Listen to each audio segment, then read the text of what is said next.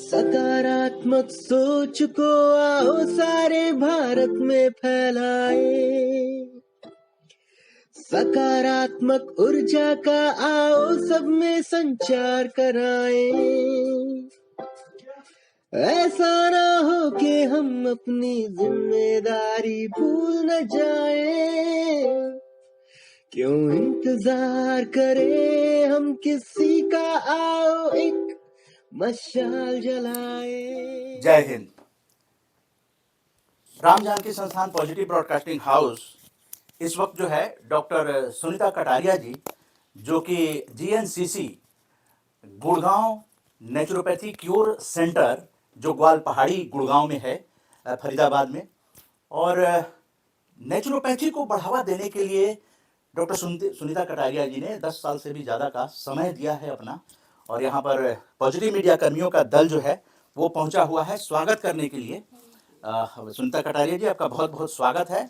और RJS PBH का अमृतकाल का सकारात्मक भारत का भाग 1 यहाँ पे इस इंस्टीट्यूशन को प्रदान किया जा रहा है, जिसे जीएनसीसी कहा जाता है। और नेचुरोपैथी को बढ़ावा देना पॉजिटिव मीडिया का भी एक फर्ज होता है। उस फर्ज को निभाने के लिए और इस किताब को डॉक्टर सुनीता कटारिया जी के संस्थान को प्रदान किया जाता है।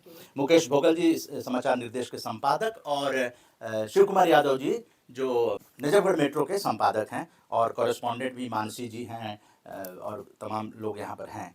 तो हम सुनीता कटारिया जी से पॉजिटिव मीडिया डायलॉग करेंगे और इस विचार को और आप लोगों तक पहुँचाने की कोशिश करेंगे।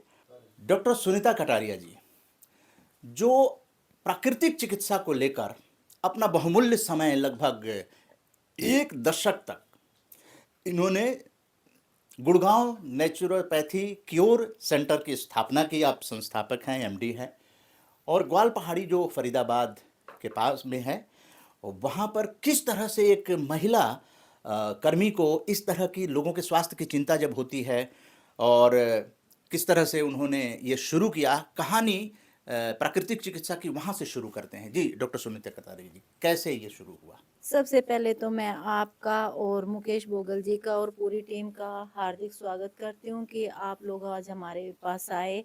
ये हमारा सौभाग्य है, क्योंकि नेचुरोपैथी का प्रचार प्रसार अगर लोग इसी तरह से करते रहे तो बहुत जल्दी हम इस अभियान को घर घर तक पहुँचा सकेंगे। तो आपके मीडिया के थ्रू मैं आप लोगों का धन्यवाद करती हूँ कि आपने मुझे इस लायक समझा। तो मैं प्राकृतिक चिकित्सा से काफ़ी साल से जुड़ी हुई हूँ। मुझे 15-16 साल हो गए हैं प्राकृतिक चिकित्सा से जुड़े हुए, पर 10 साल से मैं अपना खुद का सेंटर मैं रन कर रही हूँ। तो जब मैं शुरुआत में मैंने जब शुरू की थी ये अपनी जर्नी, तो उस टाइम लोगों को उतनी अवेयरनेस नहीं थी कि प्राकृतिक चिकित्सा क्या होती है। लोगों को लगता था कि ये सिर्फ मिट्टी पानी से कौन ठीक होता है, एलोपैथिक दवाई ही ठीक कर सकती है। पर आज लोगों को समझ आ गई है, और मेरे पास बहुत फ्लो में पेशेंट आते हैं जो और ऐसा नहीं है कि lower middle class, upper class भी नहीं, आप ये कह सकते हो कि high upper class and high educated लोग मेरे पास ट्रीटमेंट के लिए आते हैं। और वो लोग जब यहाँ से ठीक होके जाते हैं ना, तो वो फिर अपने बहुत सारे रिलेटिव्स को मेरे पास, अपने जानकारों को मेरे पास भेजते हैं। इस तरीके से मैं अब अपना धीरे धीरे मेरा फेमस होता जा रहा है सेंटर, या मैं ये कहिए कि अपनी जो प्राकृतिक चिकित्सा की जर्नी है उसको मैं आसानी से लोगों तक पहुंचा पा रही हूँ अब तो। जी डॉक्टर सुनीता कटारिया जी, आपकी नज़र में प्राकृतिक चिकित्सा का बेस क्या है, जो ट्रीटमेंट का एक आधार होता है, और किस किस तरह की बीमारियों के लिए प्राकृतिक चिकित्सा जो है बहुत ज़्यादा फायदेमंद है, रामबाण कह सकते हैं? जी, बेसिकली ये जीवन जीने की कला सिखाता है। आज से जो हमारे पहले के 100 साल 200 साल पहले जो हमारे डॉक्टर्स होते थे आयुर्वेद के, और वे कितने लोग घर में ही ठीक हो जाया करते थे। आपने देखा होगा कि वो लोग सिर्फ खाना-पीना ठीक करते थे और नेचुरल तरीके से 2 से 3 दिन तक बॉडी को हील होने देते थे। तो ये चिकित्सा, इसका नाम चिकित्सा नहीं होना चाहिए, इसका नाम होना चाहिए कि जीवन जीने की एक कला है।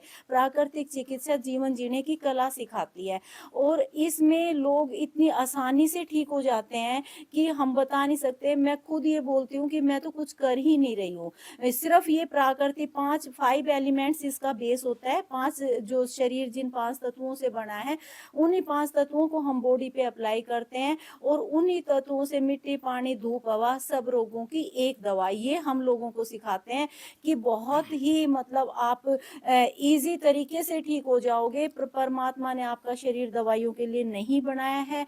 आप अगर इसको समय दोगे थोड़ा-सा ठीक होने का, पर आजकल जो भाग-दौड़ की ज़िंदगी है ना, किसी के पास बीमार होने का भी समय नहीं है। उनके पास ये भी समय नहीं है कि 2 दिन वो आप बीमार होके रेस्ट कर लो। बॉडी डिमांड कर रही है कि रिलैक्स चाहिए, पर लोगों को चाहिए कि हमारे पास इतना समय नहीं है, हम एक गोली खा के शाम को फिर से काम पे चले जाएँगे, पर आराम का समय हमारे पास नहीं है। तो क्या होता है, धीरे-धीरे इसी तरीके से रोग बढ़ते चले जाते हैं और लोग टोटली एलोपैथिक पर डिपेंड हो जाते हैं और एलोपैथिक धीरे-धीरे शरीर को डैमेज करती चली जाती है। तो ये 5 जो शरीर 5 तत्वों से हमारा बना है, अगर आप इन्हीं से हील करने की कोशिश करोगे ना, तो आप थोड़े से दिन में ही देखोगे कि आपकी बॉडी पहले से भी ज़्यादा अच्छी तरह से हो गई है।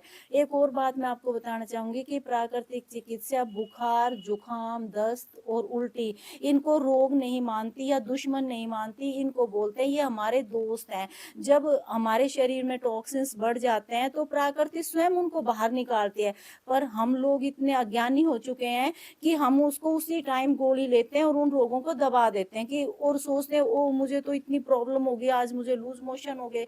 आप 1 दिन का समय दीजिए, 1 दिन आप लूज मोशन होने दीजिए, उल्टी होने दीजिए, आप देखोगे कि आप इतनी जल्दी ठीक हो जाओ। पर अगर आपने वे रोग दबा दिए दवाई से, तो धीरे-धीरे वो किसी अलग ही रूप में आपके शरीर से बाहर आएँगे। जी, एग्ज़ैक्ट आपने उस बात को इशारा किया कि प्राकृतिक तरीके से हुँ। जो शरीर में 5 तत्व हैं उसके आधार पे, तो यहाँ पर वो 5 किस तरह से आपने कहा कि जीवन शैली है ये, हुँ, तो वो कौन-सी जीवन शैली आप अपना जीएनसीसी में जो क्योर सेंटर है जी। जीएनसीसी, तो उसमें क्या अप्लाई करते हैं वो जो 5 तत्व आपने बताए? जी, बहुत अच्छा आपने क्वेश्चन किया।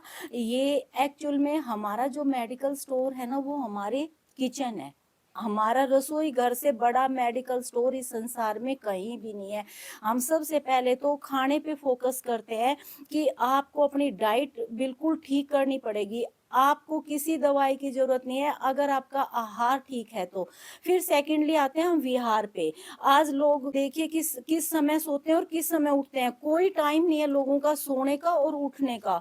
अगर आप 10 बजे से लेके ढाई बजे ब्रह्म मुहूर्त शुरू होता है, उस टाइम पे अगर आप सो रहे हो ना, तो आपके शरीर में रोग नहीं होंगे, क्योंकि प्रकृति स्वयं हील करती है और उसका हीलिंग जो समय होता है ना, ये हीलिंग टाइम है, वो 10 बजे से लेके ढाई से 3 बजे तक है। अगर आप उसमें लेट सोते हो तो आपकी हीलिंग का प्रोसेस रुक जाता है, कट जाता है। आप सोचते हो कि आप 1 बजे सो रहे हो, 2 बजे, तो हीलिंग का जो रिपेयरिंग का जो टाइम होता है वो चला जाता है, क्योंकि प्रकृति वेट नहीं करती, इंतज़ार नहीं करती, उसका समय फिक्स है। ना हम लेट उठेंगे तो सूर्य लेट उदय होगा, ना हम मतलब सोचेंगे जल्दी से हम सो जाएँ तो जल्दी से अंधेरा, हमारे हिसाब से कुछ भी नहीं होता। जो प्रकृति ने उसी तरीके से ये भी एक सिस्टम है।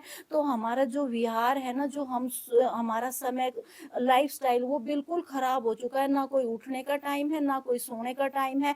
तो इन्हीं चीज़ों से ही, इन्हीं कारणों से हम लोग जो आज देखिए कि रात को 2-2 बजे, ढाई-ढाई बजे आपकी स्विगी आपको घर खाना पहुँचा रही है। वो ढाई बजे कोई खाने का टाइम है, पर बच्चे जगते हैं और वो सोते ही नहीं है, तो उनको भूख लगती है। तो वो फ़ास्ट फूड हमारे शरीर के लिए इतना हार्मफुल है कि हम बता नहीं सकते।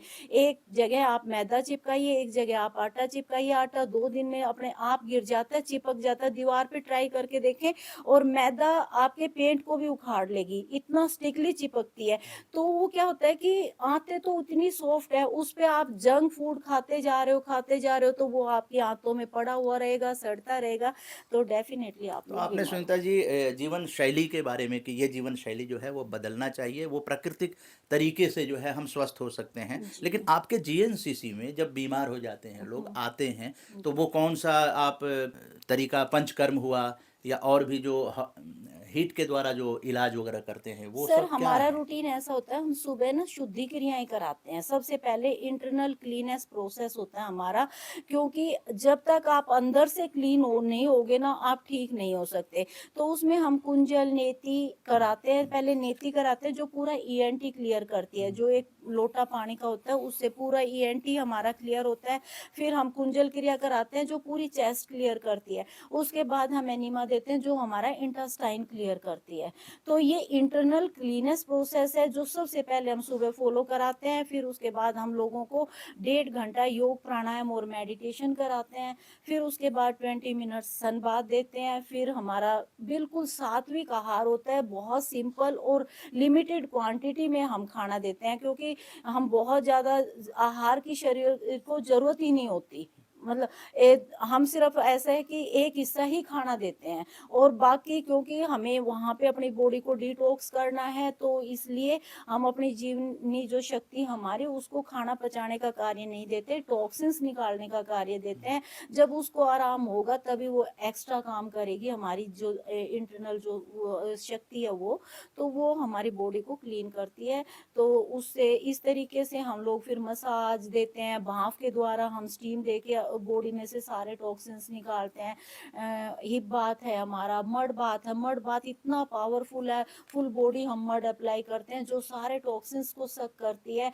और उससे हम लोगों को जब आप उसको मिट्टी के जब आप संपर्क में आते हो ना, आधा ठीक आप वहीं होना शुरू हो जाते हो। आपको इतनी एनर्जी फील होती है, जब तक आप उस थेरेपी को कभी लेके फील करके देखेगा, आपको लगेगा कि एक नई ऊर्जा आपके शरीर में भर गई है। तो हम बिल्कुल इन्हीं 5 एलिमेंट से ही पूरे दिन हमारा ट्रीटमेंट होता है। वाटर थेरेपी होती है, ठंडा गर्म सेक है, हिप बाथ है, स्पाइन बाथ है, फुट बाथ है। ऐसे हमारे पास मल्टीपल हमने अपने इंस्ट्रूमेंट रखे हुए हैं वहाँ पर, उन्हीं के द्वारा हम लोगों को किस ठीक किस कर। तरह की बीमारियों के लिए ये ज़्यादा बेटर है? सर बीमारी आपका ये ऐसा कोई रोग नहीं है जो नेचुरोपैथी में हम लोग कुछ भी ये नहीं मानते कि ये क्योर नहीं हो सकता। हम लोग मानते हैं कि जैसे टॉक्स डायबिटीज हो गया, हार्ट सब पेशेंट है, हार्ट पेशेंट हर तरीके का, इवन कैंसर तक का इलाज प्राकृतिक चिकित्सा में है। तो तो कैंसर के लिए भी ये सारे चीज़ यही उपयोग क्यों किए जाते हैं? सर एक्चुअल में प्राकृतिक चिकित्सा मानते हैं कि शरीर में टॉक्सिन्स जमा हो गए हैं, और टॉक्सिन्स ही बीमारियों का कारण है। बीमारियों का कारण और कोई नहीं है, आपकी बॉडी में टॉक्सिन्स जमा, और हम वे टॉक्सिन्स बॉडी से रिमूव करते लेकिन हैं। कैंसर में तो अलग से सेल्स डेवलप कर जाते हैं, वो बड़े हो सर जाते हम हैं, डाइट इस तो तरीके की उसमें तो देते हैं। ऑपरेशन की ज़रूरत पड़ती है। नहीं बहुत अगर कंडीशन इतनी बर्स्ट हो चुकी है तो अलग बात है। अदरवाइज अगर उनके इतनी ज्यादा सिचुएशन नहीं खराब है, फर्स्ट सेकंड स्टेज में 100% क्योरेबल होता है प्राकृतिक चिकित्सा में। कीमोथेरेपी को क्या मानती हैं? कीमोथेरेपी सर देखिए, अब जब आप एलोपैथिक पे जाओगे तो मैं एलोपैथिक के बारे में यहाँ कोई आर्गुमेंट्स नहीं करती। लोग हमारे खिलाफ हो जाते हैं कि भाई आप डॉक्टर के खिलाफ बोल रहे हो। तो कुछ केसेस में हम एलोपैथिक का भी सपोर्ट करते हैं कि एलोपैथिक भी कुछ केसेस में बहुत अच्छी है। बहुत इमरजेंसी में आप एलोपैथिक में जाइए, वरना छोटे छोटे रोगों के लिए आपको एलोपैथिक पे नहीं जाना चाहिए। आप नेचुरल तरीके से बॉडी को ठीक कर सकते हो। एक कुत्ता बीमार होता है सर, सबसे पहले खाना खाना छोड़ता है, एक किसी भी जानवर को। और हमारे साथ उल्टा होता है कि जब हम बीमार हो जाते हैं ना, घर में माए और ज्यादा नहीं, और डॉक्टर भी से भी पूछोगे किसी चीज का परहेज है तो वो कभी परहेज नहीं बताएंगे। वो कहेंगे कि नहीं जी, क्योंकि उन्होंने इतनी स्ट्रॉन्ग एंटीबायोटिक दी हुई होती है, अगर उनको बिना खाना खाए लिए तो और नुकसान देंगे। जबकि उस टाइम प्रकृति स्वयं हमारी भूख बिल्कुल बंद कर देती है, और हमारा उल्टा होता है, जानवर हमारे से ज्यादा समझदार है। जी, जी। बिल्कुल जो जीवन शैली है उस पर आपने प्रकाश डाला, और ये हमारे युवाओं को, क्योंकि बचपन से जीवन शैली अगर बिगड़ गई है तो बाद में तो फिर इस तरह के जीएनसीसी के सेंटर में आपको आना पड़ेगा। लेकिन जो हमारे बच्चे हैं परिवार में, उन लोगों के लिए, युवा वर्ग हैं, तो उन लोगों को सोचना चाहिए, जैसे सोने के बारे में आपने बताया कि उस काल में सोने से शरीर जो है अपने आप वो हीलिंग और स्वस्थ होना शुरू कर देता है। एक और आजकल ये चल रहा है कि अगर आप शाम को ना खाना खाएँ तो आप बहुत ज़्यादा स्वस्थ रहेंगे। ख़ास करके फ़िल्म के सेलिब्रिटी भी इस चीज़ की एडवोकेसी कर रहे हैं, और नेचुरोपैथ वाले भी ऐसा कह रहे हैं। इस पर आपका क्या विचार है कि रात में 8 बजे या 7 बजे या 6 बजे, जैसे जो हमारे जैनी भाई हैं वो लोग सूर्यास्त के बाद भोजन नहीं करते हैं, तो उसका शरीर पर क्या प्रभाव पड़ता है रात में भोजन करने से? बिल्कुल, आप देखिए कि ये पद्धति अब इंटरमीडिएट फास्टिंग आ गई। इससे पहले तो जैनी लोग तो पहले से ही इसको करते कितने हैं। सालों से करते आ रहे हैं। अपने भारत में तो ये पद्धतियाँ बहुत पहले से चली आ रही हैं और बिल्कुल सूर्यास्त के बाद हमारी जो मेटाबॉलिज़्म है वो बिल्कुल स्लो हो जाता है। तो उस टाइम हमें रात को खाना नहीं खाना चाहिए, 6 साढ़े 6 बजे तक हमें खाना खाना चाहिए। बल्कि फ़ॉरेनर हमारे इन सारी चीज़ों को बहुत अच्छे से फ़ॉलो कर रहे हैं और हम लोग बिल्कुल अपनी पद्धति को भूलते जा रहे हैं।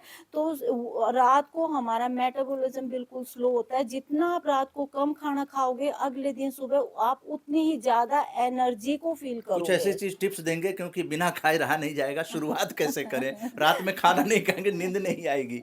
तो हमारे जो भी दर्शक हैं पॉजिटिव सर मीडिया आप कर्मी के। उसके लिए ना स्टीम वेजिटेबल्स को स्टीम कीजिएगा। अच्छा, वेजिटेबल को स्टीम करके उसपे हल्का सा नमक नमक, और ये काली मिर्च को काली थोड़ा मिर्च। सा करिए और थोड़ी सी सब्जी को बॉइल्ड सब्जी जैसे होता है, बॉइल्ड उतनी नहीं अच्छी लगती, स्टीम्ड काफी अच्छी लगती अच्छा है। जी। तो आप रात को अगर आपको भूख लगती है तो थोड़ी सी आप वेजिटेबल स्टीम करके खाइएगा, हुँ, तो वो सबसे बेस्ट ऑप्शन है। आजकल दूध भी हम लोग कम बताते हैं क्योंकि गाय का दूध ही सबसे बेस्ट दूध होता है और लेकिन आज बहुत शुद्ध, सारे रोग हमें दूध पीने से हो रहे हैं, हाँ, इसलिए आज के टाइम में अब दूध भी हम नहीं अलाउड करते अलाउ हैं। करते हैं, शुद्ध जी। नहीं है। तो मेरे ख़्याल से बातचीत, अगर, क्योंकि नेचुरोपैथी ऐसी चीज़ है, बहुत इंटरेस्ट आएगा हाँ। ऐसी बातों को सुनने में, लेकिन अप्लाई करने में आप अगर रात का खाना छोड़ना चाहते हैं तो उसका भी अल्टरनेट डॉक्टर सुनीता कटारिया जी ने दे दिया है। तो हम लोग तो एडवोकेसी करते हैं, पॉजिटिव मीडिया कर्मी हैं, और मैं चाहूँगा कि एक बार आप पैन कर दीजिए कितने मीडिया कर्मी यहाँ पर बैठे हुए हैं, सब लोग इस फ्रेम में आ जाएँ।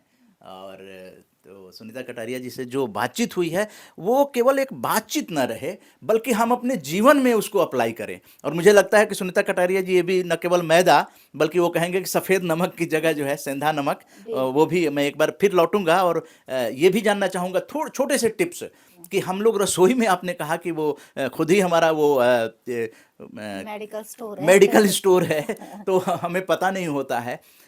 ये भी कहा जाता है कि हार्ट अटैक आ रहा है तो आप अदरक, कम से कम हॉस्पिटल जाने तक जो है वो अदरक चूस लें, तो आपको एक राहत मिल जाएगी, ब्लॉकेज वगैरह का ये हो जाता है। कुछ टिप्स बताएं जो बहुत ही इम्पोर्टेंट होंगे। देखिए सर, नमक, नेचुरोपैथी 3 ज़हर मानती है।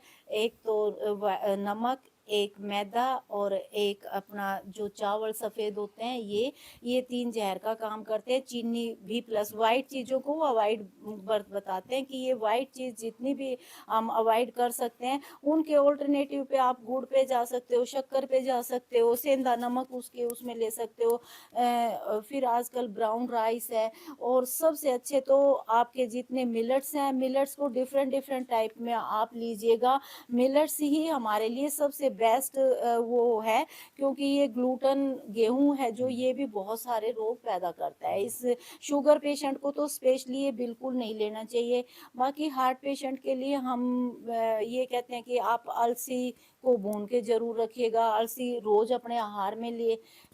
और अगर आपको बीपी है तो आपको अर्जुन की छाल का ज़्यादा से ज़्यादा यूज़ करना है। अर्जुन की छाल आप रेगुलर उसको बॉयल करके पियोगे तो दूध में, नहीं नहीं, पानी में ही बॉयल पानी में, करना है। अच्छा। उसको अर्जुन की छाल को पानी में आप बॉयल करके वो लीजिएगा तो आपका बीपी काफ़ी हद तक कंट्रोल में रहेगा।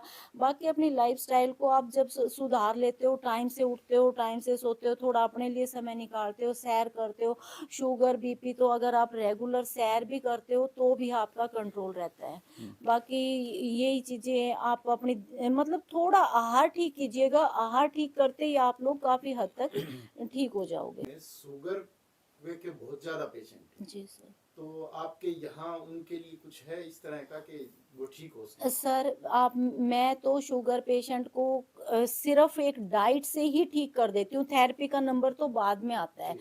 थेरेपी तो उनको जो हम पूरे शरीर की शुद्धि के लिए देते हैं वो देते ही हैं कि ये सारा सेम प्रोसेस है हमारा, वो हम कराते हैं। बाकी डाइट में मैं ज़्यादातर कच्चा आहार और मिलेट्स का ही प्रयोग करती हूँ। उनकी डाइट में कोई उनको भूखा नहीं रखते हैं। उनको कच्चा आहार शुगर पेशेंट के लिए सबसे तो बेस्ट किस है। स्टेज की शुगर तक का आप इलाज करते हैं? सर 100% क्योर हो जाती है शुगर अगर आपकी डाइट कंट्रोल है। जी, देखिए कुछ ना कुछ तो करना पड़ेगा, जी, ऐसा नहीं अब ये हो गया तो।